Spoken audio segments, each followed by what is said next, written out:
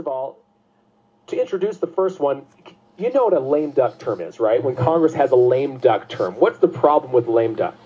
The problem is we just had an election, and between the election and the swearing in of the newly elected, they have a term of Congress where whoever was just kicked out of office no longer has any reason to listen to their voters. That's when Obama will open up Guantanamo, my opinion. That's when they try to push through the legislation that's unpopular with the people, because now you've got a bunch of people that have been kicked out of office. They have no reason to fear the people anymore.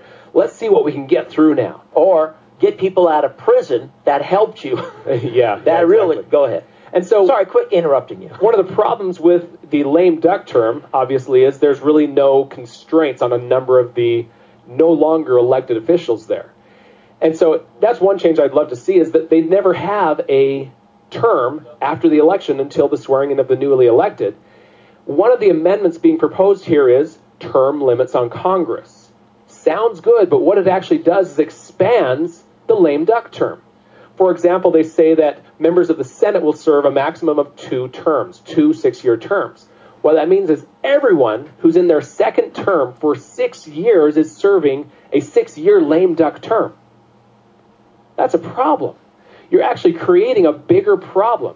And all term limits ultimately do is take away from the people the choice of who we want to vote for. That's really what it is. And so the Founding Fathers had term limits in the Articles of Confederation, and they recognized it as a mistake. They wrote extensively about what a bad idea it was. You could sum most of what they said up into one phrase, and that is, you're essentially telling them, make hay while the sun shines. That's one of their words. And that is, once you have no longer the ability to be reelected, you have no need to listen to the voice of the people.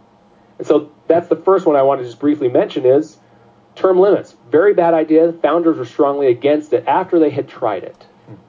Okay, what was the second thing? Second one, this one, again, sounds good, but